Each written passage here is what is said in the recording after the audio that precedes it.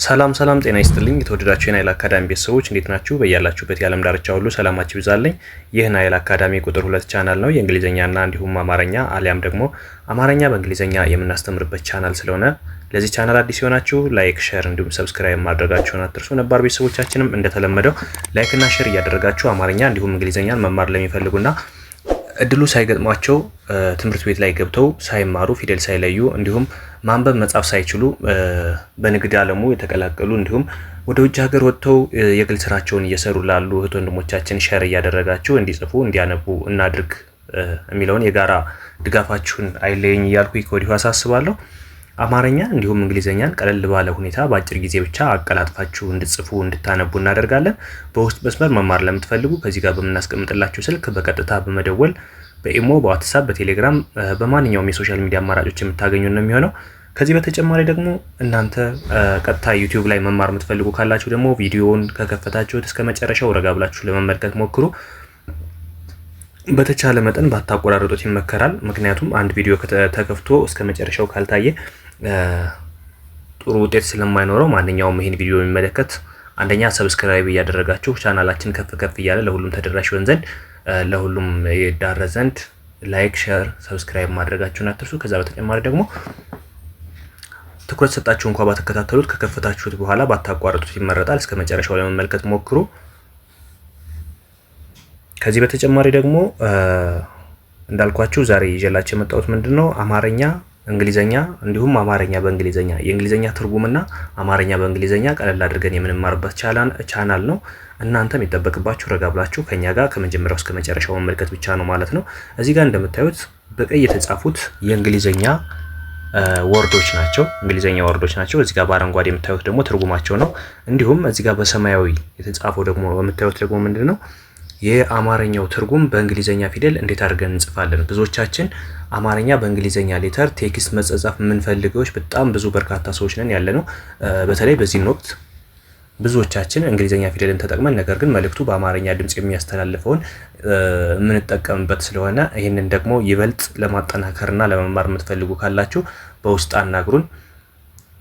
እንደተለመደው ማንኛውም ሰው ይህንን ቻናል ሰብስክራይብ ማድረጉን እንዳይረሳ። አሁን ባለንበት ወቅት ቴክኖሎጂ በረቀቀበት ስልካችን እጃችን ላይ ባለበት ወቅት ቤታችን ቁጭ ብለን በኦንላይን መማር እንችላለን። የትም ቦታ ሳንሄድ ትምህርት ቤት ሳንገባ በኦንላይን ብቻ ቤታችሁ ቁጭ ብላችሁ በራሳችሁ ስልክ ወይም ላፕቶፕ፣ ኮምፒውተር ሊሆን ይችላል ቤታችሁ ላይ ሆናችሁ መማር ትችላላችሁ ማለት ነው። ስለመማር ማስተማር ሁኔታው ደግሞ ትንሽ አጠር ያለች ገለጻ ስገልጽላችሁ በሳምንት 5 ቀን በቀን ለአንድ ሰዓት ያክል ነው የምትማሩት። ቀለል ባለ ሁኔታ ብቻ በአጭር ጊዜ እንድትጽፉ እንድታነቡ እናደርጋለን። ይህን ያህል ጊዜ የሚወስድ እውቀት የማይገኝበት ሳይሆን ጥርት ያለ እውቀት የሚሰጥበት እናንተ እንድትጽፉ እንድታነቡ የምናደርግበትም ስለሆነ ማንኛውም ሰው ይህን ቪዲዮ የሚመለከት መማር ፍላጎት ያለው በውስጥ ያናግረን። ከዚህ በተጨማሪ ደግሞ ያው እንደምታውቁት በዚህን ሰዓት ያለመማር ያለማንበብ ምን ያህል የአእምሮ ውድቀት እንደሚያስከትል ብዙዎቻችን ደርሶብን ይሆናል። አንዳንዶቻችን ማንበብ ስላልቻልን ብቻ ስልካችን ላይ ቴክስት ተልኮ ስልካችን ብሎክ ያደረግነው ብዙዎች ነን። ሲቀጥል ደግሞ ሌሎቻችን ደግሞ የሆነ ነገር አንብበን ለመረዳት ፈልገን ሳናነብ ቀርተን በራሳችንና በቤተሰቦቻችን ስናዝን የምንኖረው በጣም ብዙዎች ነን። ለዚህ ደግሞ በጣም ታላቅና ቀለል ያለ መፍትሄ ደግሞ ቤታችን ሆነን ባለንበት በስራ ቦታችን ሆነን ብቻ የምንማርበት ቻናል ስለሆነ ይህንን ቻናል ተቀላቀሉ፣ ሰብስክራይብ አድርጉ። ከዚህ በተጨማሪ ደግሞ ቴሌግራም ግሩፕ አለ። ስልካችን ሴቭ አድርጋችሁ አሊያም ደግሞ ቻናሉ ላይ ሊንክ አለ። እሱን ተጭናችሁ ብትገቡ ግሩፕ ታገኛላችሁ። እዛ ግሩፕ ላይ በመቀላቀል እሁድና ቅዳሜ የእገዛ ትምህርት እያካሄድን ነው የምንገኘው። ማንኛውም በውስጥ መማር የሚፈልግ አቅሙ ያልፈቀደለት ነገር ግን መማር እየፈለገ ሳይማር እንዳይቀር በሚል ያዘጋጀነው የእሁድና የቅዳሜ ትምህርት አለ። ያንን ግሩፕ በመቀላቀል አናግሩን። እሁድና ቅዳሜ የእገዛ ትምህርት እየሰጠን ነው የምንገኘው። አብረን እንማር፣ አብረን ህይወታችንን እንለውጥ፣ አብረን ወደፊት እንሄድ። አሁን ቀጥታ ወደ ትምህርቱ እንሄዳለን። የእንግሊዘኛ ቃላት ትርጉም በአማርኛ ከዚህ ጋር እንደምታዩት ቅድም እንደገለጽኩላችሁ በቀይ የተጻፉት ሙሉ የእንግሊዘኛ ወርዶች ናቸው። እነዚህ ደግሞ ትርጉሞች ናቸው። እነዚህ ደግሞ የአማርኛው ትርጉም በእንግሊዘኛ ፊደል እንዴት መጻፍ እንዳለብን የምናስረዳው ስለሚሆነው ረጋ ብላችሁ እስከ መጨረሻው አብራችሁ ይቆዩ። ኖብል ኖብል ማለት ማለት ነው ጨዋ ማለት ነው። ኖብል ስንል NOBLE።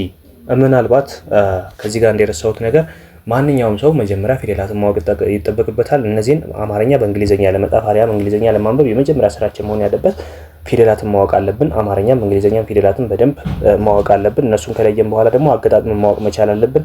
እነዚህን ማናውቅ ካለን ደግሞ በውስጥ አናግሩን፣ በአጭር ጊዜ ብቻ እንድታውቁ እናደርጋለን ማለት ነው። ከዚህ ጋር እንደምታዩት NO ማለት ኖ ማለት ነው። BLE ማለት ደግሞ ብል ኖብል ማለት ነው። ኖብል። ስለዚህ ኖብል ማለት በአማርኛ ምን ማለት ነው? ጨዋ ማለት ነው። ጨዋ ልጅ አስተዋይ፣ በጣም ምን ልበላችሁ ብቻ ጨዋ ልጅ ማለት ነው። ከዛ ጨዋ ማለት ደግሞ በእንግሊዘኛ ፊደል እንዴት አድርገን እንጽፈዋለን? ጨ ለማለት CHE ማለት ነው። ጨ ለማለት CHE ማለት ነው። ዋ ለማለት ደግሞ WA ማለት ነው። ስለዚህ ጨዋ ማለት CHEWA ማለት ነው። ጨዋ ብለን እናነባለን ማለት ነው። ከዚህ በተጨማሪ ደግሞ ከዚህ ጋር ምንድነው የሚለው? ሶሼብል ማለት ሶሼብል በእንግሊዘኛ ነው። ሶሼብል ማለት በአማርኛ ደግሞ ምን ይሆናል? ተግባቢ ማለት ነው። ተግባቢ፣ ተቀራራቢ እንደማለት ነው። ሶሼብል። ከዚህ ጋር ሶሼብል ተግባቢ ከሆነ በእንግሊዘኛ ፊደል ተጠቅመን ደግሞ እንዴት አድርገን ተግባቢ ብለን እንጽፋለን ነው። ተ ለማለት TE ማለት ነው። ግ ለማለት GI ማለት ነው። ባ ለማለት ደግሞ ምን ማለት ነው? BA ማለት ነው። ቢ ለማለት ደግሞ BI። ከዚህ ጋር BI ሆኖ ተመሳሳይ ለምን ሆኑ ብላችሁ ጥያቄ እንዳይነሳባችሁ። GI እና BI ለምን ይሄኛው B ሶስተኛ ሆነ፣ ለምን ይሄኛው G ስድስተኛ ሆነ ብላችሁ ጥያቄ እንዳይነሳባችሁ። አብዛኛውን ጊዜ የስድስተኛ ፊደሎች መሀል ላይና መጀመሪያ ላይ ከመጡ አይ ይከተላቸዋል። ነገር ግን መጨረሻ ላይ ከመጡ ምንም አይከተላቸውም። ከዚህ በተጨማሪ ደግሞ ሶስተኛ ፊደሎች ብዙውን ጊዜ መጨረሻ ላይ ሲመጡ ነው ራሳቸውን BI ብለው ወክለው ሊመጡ የሚችሉ ወይም CIDI እያሉ ራሳቸውን ወክለው ሊመጡ የሚችሉ ሶስተኛ ፊደሎች አይ የሚከተላቸው መጨረሻ ላይ ከመጡ ብቻ ነው። ስለዚህ መጨረሻ ላይ ከመጡ አይ የሚከተላቸው ፊደል ከሆኑ ምንድነው የሚሆኑ? ሶስተኛ ነው የሚሆኑ። ነገር ግን መጀመሪያ ላይ እና መሀል ላይ ከሆኑ ደግሞ እንደ ስድስተኛ ፊደል እናነባቸዋለን ማለት ነው። ከዚህ በመቀጠል ይሄ ምንድነው የሚለው? ሜሪድ ወይም ማሪድ ማለት ባለትዳር፣ ያገባ፣ ያገባች ማለት ነው። ማሪድ ማለት ባለትዳር፣ ያገባ፣ ያገባች እንደማለት ነው። ስለዚህ ባለትዳር ብለን ለመጻፍ ደግሞ በእንግሊዘኛ ፊደል የአማርኛውን ይሄን ባለትዳር የሚለውን በእንግሊዘኛ ፊደል ለመጻፍ ምን ማድረግ አለብን? ባ ለማለት እቺ የመጀመሪያዋ ባ ለማለት BA እናደርገዋለን። ለማለት ደግሞ LE ባለ ይላል ማለት ነው። ባለ። ከዛ ትዳር ለማለት ደግሞ TI ማለት ነው። ዳ ለማለት ደግሞ DA ማለት ነው። አር ማለት ብቻዋን ትቀመጣለች ር ማለት ነው። ስለዚህ ይሄ በአንድ ላይ ስናነበው ምንድነው የሚለው? ባለ ትዳር ይላል ማለት ነው። ከዚህ በመቀጠል ደግሞ ዲቮርስ ወይም ዲቮርሲ ማለት ደግሞ ጋለሞታ ማለት ነው። ለሴት ነው። ዲቮርስ ከሆነ ለወንድ ነው የሚሆነው። ዲቮርሲ እቺ WE ስትሆን ደግሞ ለሴት ይሆናል። ጋለሞታ ማለት ያላገባ አግብታ የፈታች ማለት ነው። ጋለሞታ ማለት አግብታ የፈታች። በእንግሊዘኛ ፊደል ጋለሞታ ብለን ለማንበብ ደግሞ ወይም ለመጻፍ ምን ማድረግ አለብን? ጋለሞታ። ጋ ስንል GA ይሆናል። ምክንያቱም የገ ፊደል የሚወከለው በጂ ስለሆነ ማለት ነው። ለማለት ደግሞ LE ይሆናል ማለት ነው። ሞ ለማለት ደግሞ MO፣ ታ ለማለት ደግሞ TA። በአንድ ላይ ይሄ ምን ይላል? ጋለሞታ ሚንስ ዲቮርስ ጋለሞታ። ከዚህ በመቀጠል ደግሞ ከዚህ ጋር የምታዩት ምንድነው? ኢሊትሬት። እቺ አይነች የመጀመሪያው የምትቀድመው አይነች። ስለዚህ ኢሊትሬት ካልነ ምን ማለታችን ነው? ያልተማረ ወይም መሀይም ሲባል ስድብ እንዳይመስላችሁ። መሀይም ማለት ያልተማረ ማለት ነው እንጂ አብዛኞቻችን መሀይም ብሎ ከሰደቡን በጣም እንናደዳለን፣ በጣም ብዙ ስሜት ይሰማናል። ነገር ግን መሀይም ማለት ያልተማረ በሚለው ያዙት እሺ። ሌላ ምንም ስድብ አይደለም። መሀይም ማለት ያልተማረ ብዙ ምሁር አለ። ያልተማረ ምሁር ማለት ነው። ገበሬዎች አልተማሩም ግን በስራቸው ምሁር ናቸው። ነጋዴዎች አልተማሩም ግን በስራቸው ምሁር ናቸው። ስለዚህ እነዚህን መሀይም ስላልናቸው ስድብ አይደለም። የራሳቸው የሆነ እውቀት አላቸው፣ የራሳቸው የሆነ ስራ አላቸው። ተምረንም ለስራ ለገንዘብ ነው፣ ሳይማሩም ለገንዘብ ለስራ ነው እየሰሩ ያለው። ስለዚህ መማሩ ትልቅ ለውጥ ሆኖ ማንበብ መጻፉ ለኛ ብዙ ነገር እንድንረዳ የሚያስችለን ሆኖ ነገር ግን አለመማርን እንደ ስድብ ልንቆጥረው አይገባም። ምናልባት ለወጣቶች እንደ ስድብ ሊሆን ይችላል። ለምን? በወጣትነት ዘመናችን የግድ መማርና ማወቅ ስላለብን በወጣትነት ዘመናችን መሀይም ብንባል ሊሰማንም ይገባል። ስላልተማርነ ራሳችንን ወደ ትምህርት ልናመጣም ይገባል። ይሄ ግድ ነው። ነገር ግን የድሮ እናት አባቶቻችን መሀይም ስለተባሉ እነሱ መሀይም አይደሉም፣ በአእምሯቸው ምሁሮች ናቸው። ስለዚህ እናንተ ግን አሁን ያላችሁ ወጣቶች እህት ወንድሞቻችን ግን መሀይም ስትባሉ ሊሰማችሁ ይገባል። ለምን? ተምራችሁ እንደተማረ ሰው የተለወጠ መሆን ስላለባችሁ ማለት ነው። በዚህ ወቅት ቴክኖሎጂ በረቀቀበት ስልካችን እጃችን ላይ ባለበት ቤታችን ድረስ ትምህርት ተማሩ ብሎ እየመጣልን ይህን መማር ያቃተንች እውነትም መሀይሞች ነን። ስለዚህ ከመሀይምነት ለመውጣት ደግሞ የግድ መማር አለብን። ባለንበት ሆነን በኦንላይን እንማር። ከዛ ሊትሬት ይላል አይደል? እዚህ ጋር ደግሞ ሊትሬት ማለት ደግሞ ምንድነው የሚሆነው? የተማረ ማለት ነው። ሊትሬት የኢሊትሬት ተቃራኒ ነው። አይ በፊት ከመጣች ወይም አይ ኤል መጀመሪያ ከመጣ ኢሊ ይላል አይደል? ኢሊ ማለት ኔጌቲቭ ማለት ነው። ስለዚህ የዚህኛው ደግሞ ሊትሬት ካልነ ደግሞ ፖዚቲቭ ነው፣ ትክክለኛ የተማረ ማለት ነው። ስለዚህ የተማረ ብለን ለመጻፍ ደግሞ በእንግሊዘኛ ፊደል እዚህ ጋር ምን ማለት አለብን? የ ስንል ዋይ ኢ፣ ተ ስንል ቲ ኢ፣ ኤም ማ ስንል ደግሞ ኤም ኤ ማ፣ እዛ ረ ስንል ደግሞ አር ኢ። ስለዚህ ምን ይላል?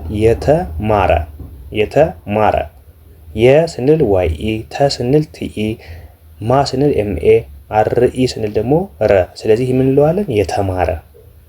የተማረ። ከዛ መቀጠል ደግሞ እዚህ ጋር ምንድን ነው የሚለው? ሪስፔክትድ ማለት በእንግሊዘኛ ሪስፔክትድ ማለት ምን ማለት ነው? ሪስፔክትፉል ይባላል። ሪስፔክት አድርግ ይባላል አንዳንዴ። ይሄ ማለት ሪስፔክትድ ማለት የተከበረ ማለት ነው። ሪስፔክትድ ማለት የተከበረ ማለት ነው። የተከበረ ስንለው ደግሞ በእንግሊዘኛ ፊደል የተከበረ የሚለውን አማርኛ በእንግሊዘኛ ፊደል እንዴት አድርገን መጻፍ እንችላለን? ዋይ ስንል የዋይ ኢ ማለት የ ማለት ነው። ቲ ኢ ማለት ተ ማለት ነው። ኬ ኢ ማለት ከ ማለት ነው። ቢ ኢ ማለት በ ማለት ነው። አር ኢ ማለት ረ ማለት ነው። ስለዚህ ምን ይላል? ሁሉም የመጀመሪያ ፊደሎች ስለሆኑ ኢ ነው የሚወስዱት እያንዳንዱ። ስለዚህ የተከበረ ይላል ማለት ነው። የተከበረ ለማለት ማንኛውም የመጀመሪያ ፊደል ከሆኑ እያንዳንዱ ከተወካይ ፊደሎች ውጭ አናባቢዎች ኢ ናቸው ማለት ነው። ሁለተኛ ፊደሎች ዩ ናቸው። ሶስተኛ አይ፣ አራተኞች ኤ ይወስዳሉ። አምስተኞች አይ ኢ ወይም ኢ ይወስዳሉ። ስድስተኞች ደግሞ ብቻቸውን ይቆማሉ። አንዳንዴ ደግሞ አይ ይወስዳሉ መጀመሪያ ሲመጡ። የመጨረሻዎች ኦ ይወስዳሉ ማለት ነው። ስለዚህ እዚህ ጋር እንደምታዩት ሁሉም የመጀመሪያ ፊደሎች ስለሆኑ ምንድነው የወሰዱት? ኢ ሚል ድምጽ ነው የወሰዱት ማለት ነው። ኢ ሚል አናባቢ ነው የወሰዱት።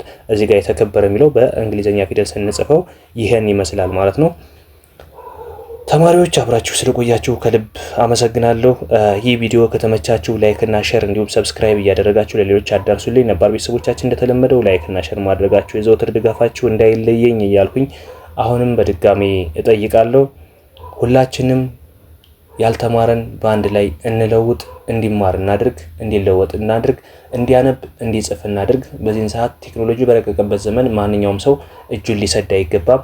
እጁን ሰዶ በእጁ አሻራ ወይም ሊፈርም ስለማይገባ የግድ ብዕርና ወረቀት ይዞ መፈረም እስካለበት ድረስ ስሙንም መጻፍ ስላለበት ማንኛችንም በያለንበት ሆነን በኦንላይን እንድንማር ላይክ እና ሼር እያደረግን እናዳርስ የሚል የዘወትር አስተያየቴ ወይም መልእክቴ ነው። እሱንን እንደተለመደው እናንተም ድጋፋችሁ አይለየኝ እያልኩኝ አብራችሁኝ ስለነበራችሁ ከልብ አመሰግናለሁ። በሌላ ክላስ እስከምንገናኝ ደግሞ መልካም ጊዜ ይሆንላችሁ።